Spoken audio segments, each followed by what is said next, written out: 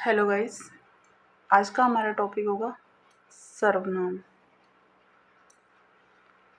सर्वनाम संज्ञा के स्थान पर आने वाले जो भी शब्द होते हैं उन्हें सर्वनाम कहा जाता है। सर्वनाम का अर्थ होता है सबका नाम।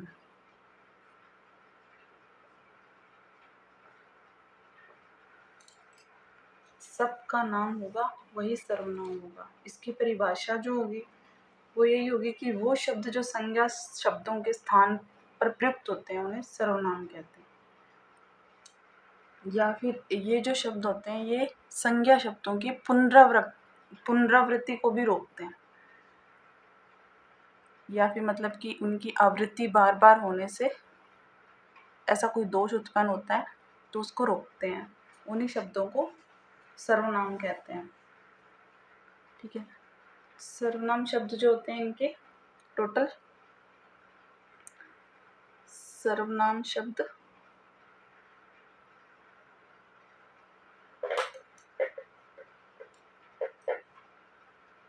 टोटल 11 होते हैं। कौन से होंगे? मैं, तू, आप, यह, वह, जो, सो, कोई, कुछ, कौन और क्या। ये टोटल 11 शब्द होते हैं। इन्हें सर्वनाम शब्द कहा गया है और ये ही हिंदी के अंदर मान्यता प्राप्त है। इन 11 शब्दों को ही हिंदी में मान्यता प्राप्त है सर्वनाम की। मैं, तुम, आप, यह, वह, जो, सो, कोई, कुछ, कौन, क्या। जबकि सर्वनाम के भेद कितने होते हैं? सर्वनाम के भेद होते हैं टोटल 6। ये टोटल होते हैं 6। इसमें सबसे पहले होता है पुरुषवाचक,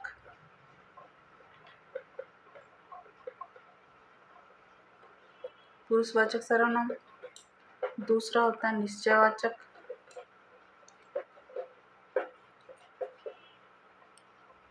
तीसरा होता है अनिश्चयवाचक,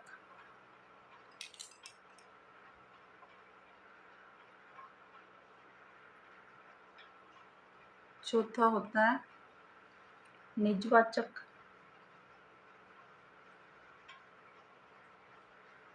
पांचवा होता है संबंधवाचक,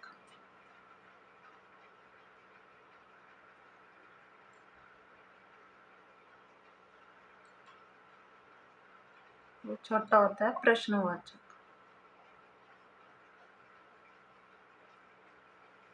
ठीक है। अब इन सबको याद रखने के लिए मैं आपको एक ट्रिक बता देती हूँ। ये ट्रिक है कि एक पुरुष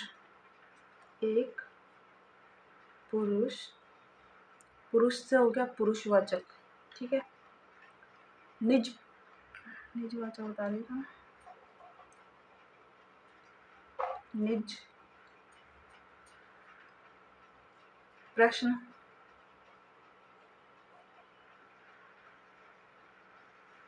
के संबंध में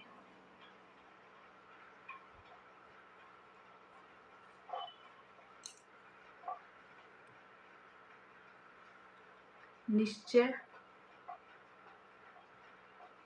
और अनिश्चय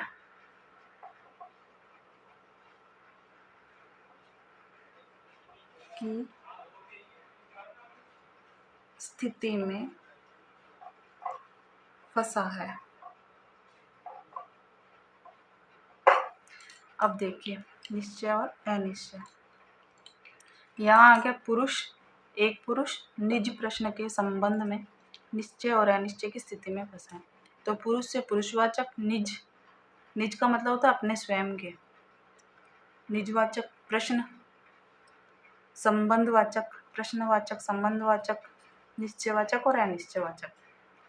जैसे कि मान लीजिए अगर किसी का कोई रिजल्ट आने वाला है या फिर कोई उसके अपने ही किसी व्यवहार के बारे में वो किसी निर्णय में निश्चय और अनिश्चय नहीं कर पा रहा है, ऐसी किसी स्थिति में वो फंसा है, ऐसे किसी प्रश्न में वो फंसा है, तो ऐसी तरह की एक ट्रिक को यूज़ करके सर्वनाम के भेदों को याद करवाने की मेरी कोशिश है कि एक पुरुष निज प्रश्न के संबंध में निश्चय व अनिश्चय की स्थिति में फंसा है।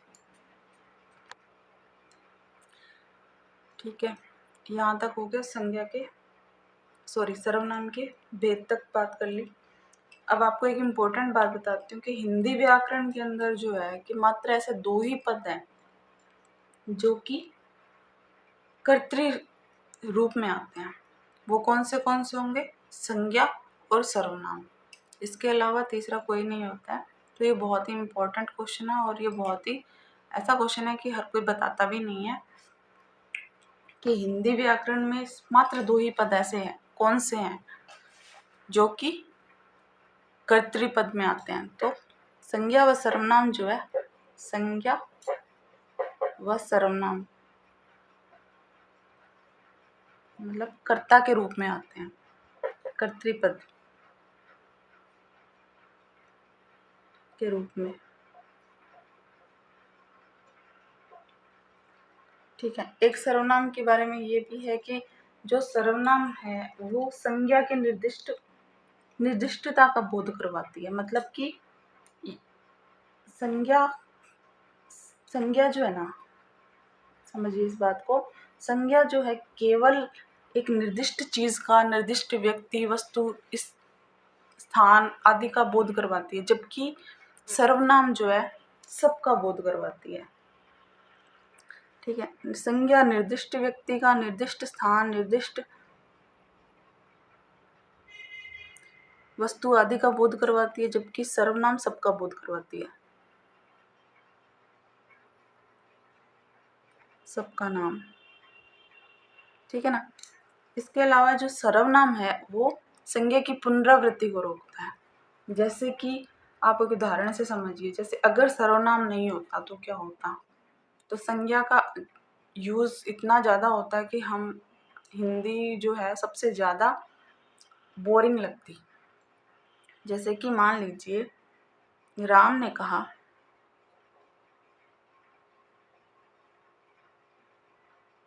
हे राम की माँ,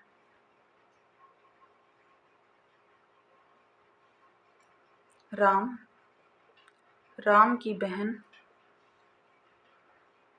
से मिलने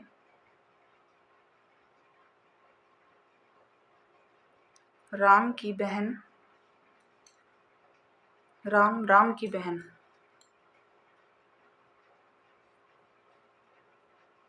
के घर जाएगा। अब देखिए, संज्ञा का इतना ज़्यादा यूज़ होता अगर सर्वनाम नहीं होता। तो राम ने कहा, हे राम की माँ, राम की बहन से मिलने राम की बहन के घर जाएगा। तो इसकी जगह पर ऐसे भी यूज़ होता। अब सर्वनाम आने से क्या हुआ? इसकी जगह पे क्या यूज़ होता है कि राम ने कहा, हे माँ, मैं राम की बहन, मैं अपनी बहन, ठीक है, से मिलने उसके, इतना बड़ा नहीं कहना पड़ेगा, उसके राम की बहन के घर, इतना कहना नहीं है, उसके घर जाएगा। मैं अपनी बहन से मिलने उसके घर जाऊंगा। इतने में ही सर जाएगा अगर हम सर्वनाम का यूज़ करते हैं तो। और ये बहुत अच्छा है, भाग्य की बात है कि हम सर्वनाम से परिचित हैं। ठीक है, आगे बात करते हैं कि सर्वनाम का प्रथम भेद के बारे में बात करते हैं कि पहला था पुरुषवाचक सर्वनाम। ठीक है, यहाँ तक आपको समझ में आ गया होगा। इस तरह से बार बार राम की पुनरावृत्ति हो रही है और इस पुनरावृत्ति को रोकने के लिए सर्वनाम का यूज हुआ है। देखिए, जिन सर्वनामों का प्रयोग बोलने वाले, सुनने वाले या फिर किसी अन्य व्यक्ति जिसके बारे में हम बात कर रहे हैं उसके जगह पर होता है तो उसे पुरुषवाचक सर्वनाम कहते हैं। ठीक है। तो पुरुषवाचक सर्वनाम जो होते हैं ये 3 प्रकार के होते हैं, ये खुद 3 प्रकार के होते हैं। तो इसमें सबसे पहले होता है उत्तम पुरुष, दूसरा होता है मध्यम पुरुष और अन्य पुरुष। इसे समझिए, जो उत्तम पुरुषवाचक सर्वनाम जो है ये वो सर्वनाम होते हैं इनका प्रयोग बोलने वाला व्यक्ति जो होता है वो अपने लिए खुद के लिए करता है। ठीक है, जैसे कि मैं, है ना, हम, मेरा, हमारा, या फिर हमें, हमको, ऐसे कुछ भी वर्ड होंगे ये उत्तम पुरुष में आएंगे। मध्यम पुरुष कौन होगा? मध्यम पुरुष वो होगा जो कि सुनने वाला होगा। और सुनने वाला कौन होता है? तुम, आप, तुम्हें आदि, आपका, आपको। ठीक है, जैसे कि अगर उत्तम पुरुष का उदाहरण से आपको समझाती हूँ। जैसे आप समझ लीजिए कि मैं दुकान पे जा रहा हूँ, मैं स्कूल जा रहा हूँ, मैं कॉलेज जा रहा हूँ, हम कॉलेज जा रहे हैं। अब यहाँ पर हम जो होता है हम खुद के लिए होता है। जैसे कि बहुत जो लोग अहंकार, संत लोग जो होते हैं वो अहंकार का त्याग करके अपने आप को, मैं जो होता है अहंकार सूचक वर्ड होता है, तो संत लोग जो होते हैं वो लोग अहंकार सूचक वर्ड का यूज नहीं करते हैं, मैं की जगह हम का यूज करते हैं। तो आप इसे एक ही व्यक्ति के लिए भी मान सकते हैं और इसे बहुवचन में भी मान सकते हैं। इसका दोनों जगह पर हिंदी में उपयोग होता है। ठीक है, अब बात करते हैं मध्यम पुरुष के लिए। जैसे तू खाना खा ले, या फिर तुम आज स्कूल गए नहीं क्या, तुम आज खाना खा रहे हो, तुम आज मेरे साथ में मेरे घर चलो, आप कहाँ जा रहे हो, आप मेरी बुक मुझे दे दीजिए। ऐसे भी कुछ वर्ड हैं। तुम्हें मैं कल अपने घर लेके चलूँगा। ऐसे ये जो है मध्यम पुरुष है और ये इसके उदाहरण बता रही हूँ आपको। अन्य पुरुषवाचक वो सर्वनाम होते हैं जो सर्वनाम इनका उपयोग जो होता है बोलने वाला और सुनने वाला जो व्यक्ति होता है वो किसी अन्य व्यक्ति के लिए उपयोग में लेता है। जैसे कि वह, ठीक है, वे, इसका, उसका, इसे, उसे, इन्हें, उन्हें। जैसे कि उन्हें अपनी गलती का एहसास है, उसे मेरी बात माननी चाहिए, इसे मेरी बात पर ध्यान देना चाहिए, वह खाना खा रहा है, वे मेरे घर आ गए।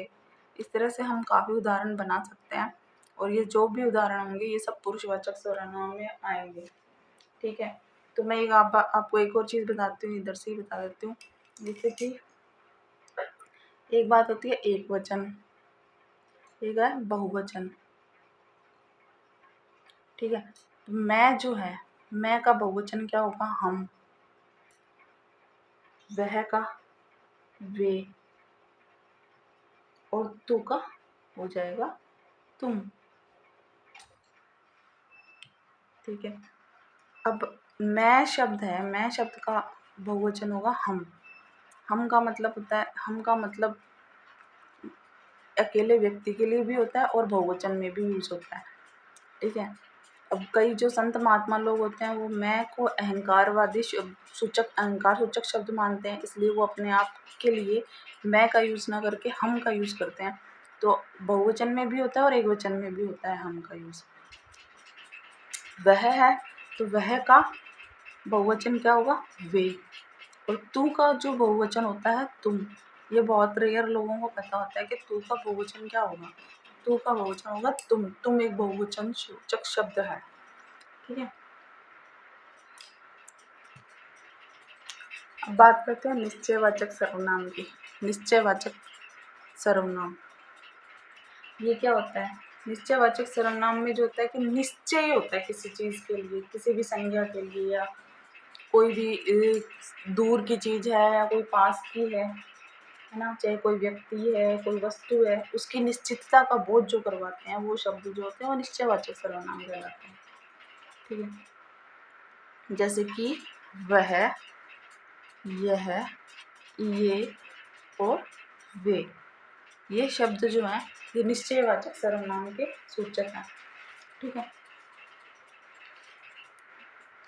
अब बात करें कि इसकी पहचान कैसे हो, तो ध्यान रखिएगा कि तुरंत संज्ञा का पद अगर आ जाए, सर्वनाम के बाद में तुरंत संज्ञा का पद आ जाए तो निश्चयवाचक सर्वनाम होगा। जैसे कि मान लीजिए यह राम है। ठीक है, यह क्या है, ये सर्वनाम है। और राम क्या है, राम है संज्ञा। सर्वनाम के जस्ट बाद में संज्ञा आ गई तो मतलब यहाँ पर निश्चयवाचक सर्वनाम होगा। जैसे कि आप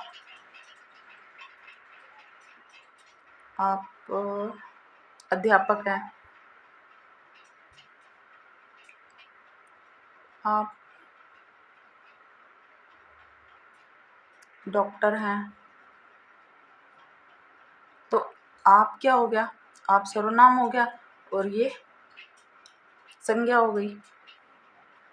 तो इनका जो बोध होता है वो होते हैं निश्चयवाचक सर्वनाम। ठीक है, जैसे इसके और उदाहरण देख लीजिए, वह मेरा स्कूल है। ठीक है, वह किसी स्कूल की तरफ हम बता रहे हैं कि भी वह मेरा स्कूल है, मतलब यहाँ पर निश्चय है। तो जहाँ निश्चय होगा वो निश्चयवाचक सर्वनाम होगा। यह मेरा घर है,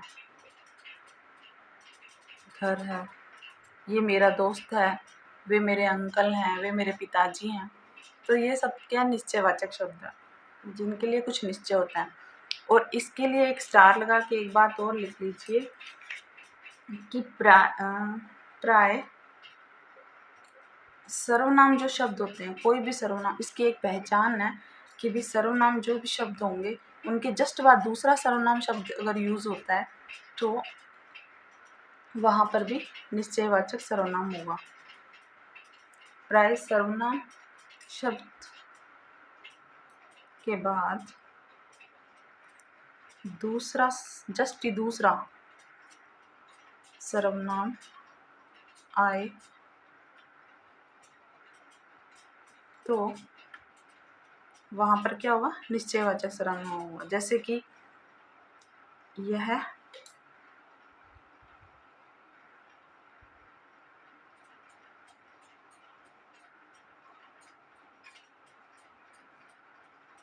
मेरा घर है। तो यह भी सर्वनाम है, मेरा घर है।